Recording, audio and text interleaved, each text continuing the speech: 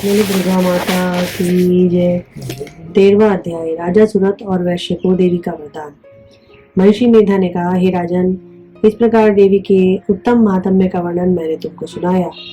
जगत को धारण करने वाली इस देवी का ऐसा ही प्रभाव है। वही देवी ज्ञान के देने वाली है और भगवान विष्णु की इस माया के प्रभाव से तुम और वैश्य और अन्य विवेकी जन मोहित होते हैं और भविष्य में भी मोहित होंगे। हे राजन, तुम इसी परमेश्वरी की शरण में जाओ। यही भगवती आराधना करने पर मनुष्य को भोग, स्वर्ग और मोक्ष प्रदान करती है। मार्कंडेय जी ने कहा, महर्षि मेधा की बात सुनकर राजा सूरत ने उग्र व्रत वाले ऋषि को प्रणाम किया और राज्य के छिन जाने के कारण उसके मन में अत्यंत ग्लानि हुई।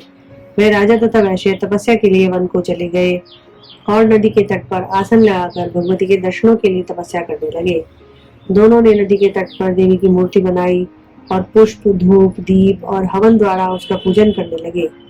पहले उन्होंने आहार कम कर दिया, फिर बिल्कुल निराहार रहकर भगवती में मन लगाकर एकाग्रता पूर्वक उसकी आराधना करने लगे।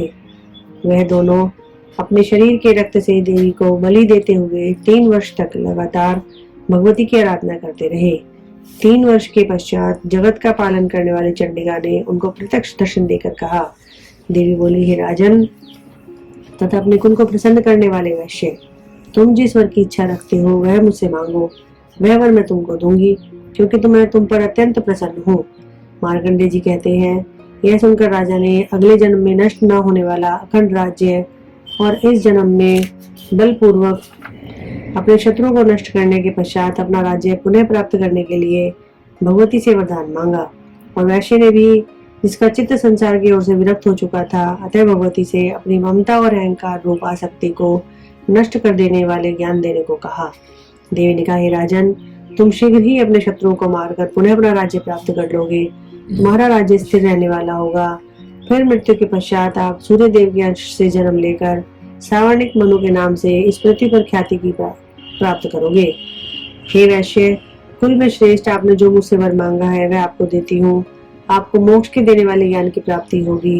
मार्कंडेय जी कहते हैं, इस प्रकार उन दोनों को मनवांछित फल प्रदान कर और उनसे अपनी स्तुति सुनकर भगवती देवी अंतर्धान हो गई।